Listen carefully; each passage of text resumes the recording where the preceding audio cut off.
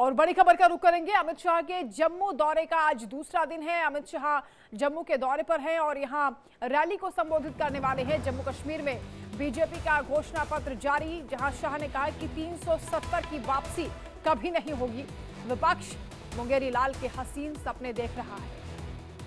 तो जम्मू में आज रैली को संबोधित करने वाले हैं अमित शाह। निगाहें रहेंगी कि आखिर किन किन मुद्दों पर वो बातचीत करते हैं, अपना विजन पेश करते हैं। वहीं बीजेपी ने घोषणा पत्र भी जारी किया है और 370 को लेकर कहा कि वापसी कभी नहीं होगी।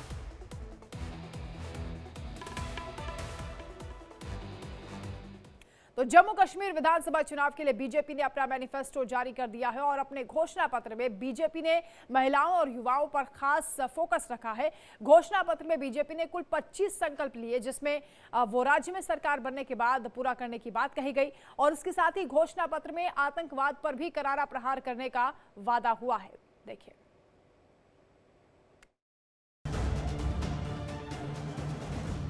जैसे जैसे विधानसभा चुनाव नजदीक आ रहे हैं, वैसे वैसे जम्मू कश्मीर में सियासत हलचल भी तेज होती जा रही है। बीजेपी ने विधानसभा चुनाव के लिए अपना घोषणा पत्र जारी कर दिया है। अपने इस मैनिफेस्टो में बीजेपी ने महिलाओं से लेकर युवाओं तक ज्यादा फोकस किया है।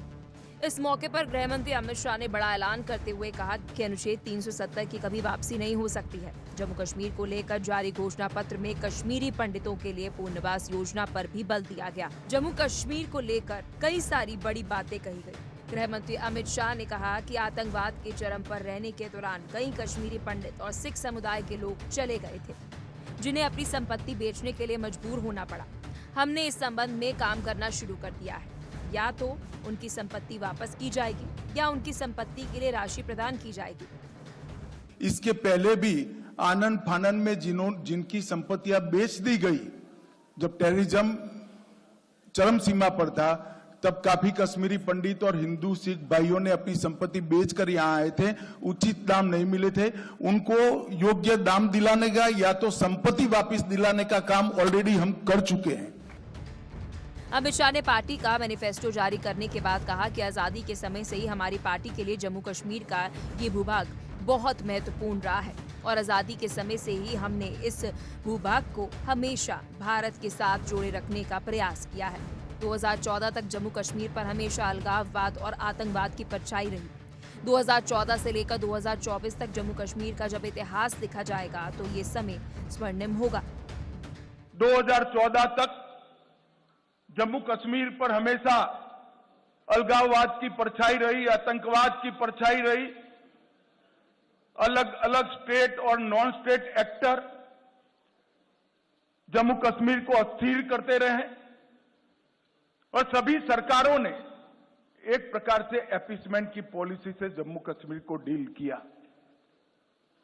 2014 से लेकर 2024 का ये कालखंड, जब भी जम्मू कश्मीर और भारत का इतिहास लिखा जाएगा, जम्मू कश्मीर के लिए स्वर्णिम अक्षरों से अंकित किया जाएगा, ऐसा मेरा बहुत स्पष्ट मानना है। जम्मू कश्मीर में बीजेपी जहां चुनावी घेराबंदी में लगी है, तो वहीं विपक्ष भी बीजेपी पर पलटवार का कोई मौका नहीं छोड़ रहा। नेशनल कॉन्फ्रेंस के नेता और पूर्व मुख्यमंत्री उमर अब्दुल्ला ने बीजेपी को आड़े हाथ लेते हुए पलटवार किया और कहा कि जैसे बीजेपी वाले यूपी में बुलडोजर चलाते हैं, अगर जम्मू में इनकी सरकार बनेगी तो वही ट्रेंड कश्मीर में भी शुरू हो जाएगा।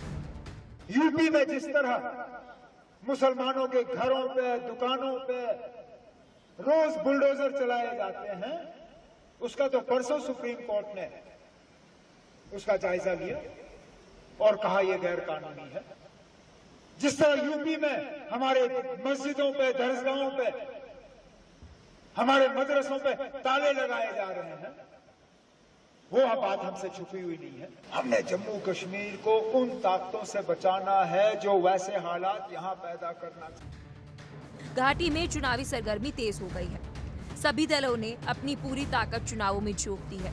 ऐसे में देखने वाली बात ये होगी कि क्या बीजेपी अपने संकल्प के जरिए जम्मू कश्मीर विधानसभा चुनाव फतेह कर पाएगी या फिर कांग्रेस और एनसी का गठबंधन बीजेपी को पटकनी देने में कामयाब साबित हो जाता है। Bureau report, India day.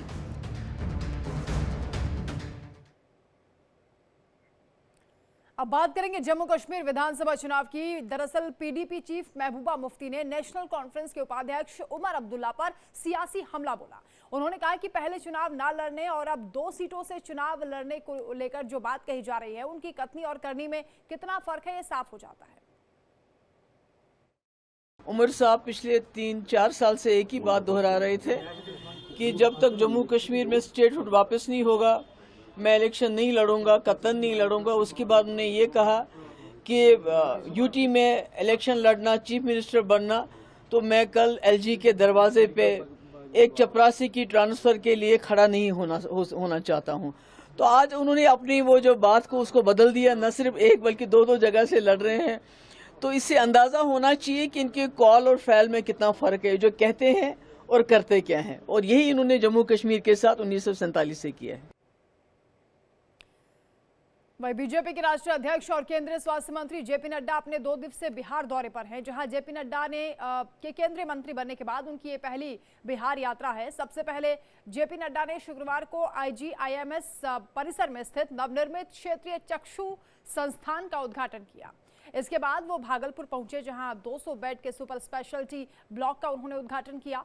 वहां से गया गए, जहां मगध मेडिकल कॉलेज में सुपर स्पेशलिटी अस्पताल का उन्होंने उद्घाटन किया। तो 2 दिवसीय उनका ये दौरा है बिहार का। और दूसरे दिन यानी आज JP Nadda Patna medical college अस्पताल जाएंगे। केंद्रीय मंत्री यहां MHCH में बन रहे नए ब्लॉक को देखेंगे। पटना में PMCH में निरीक्षण के बाद दरभंगा जाने का भी कार्यक्रम है। दरभंगा में नड्डा एम्स के लिए प्रस्तावित स्थल का मुआयना करेंगे। आपको बता दें कि दरभंगा में बिहार का दूसरा एम्स बनने वाला है। इसके लिए शोभन बाईपास के पास जमीन का अधिग्रहण किया गया है। और यहां पहुंचने के बाद नड्डा दरभंगा और मुजफ्फरपुर मेडिकल कॉलेज में सुपर स्पेशलिटी ब्लॉक का उद्घाटन भी करने वाले हैं। तो स्वास्थ्य के क्षेत्र में कई मजबूतियां यहां पर दिखाई दे रही हैं और बिहार के लिए खासतौर से तोहफा है स्वास्थ्य मंत्री की ओर से।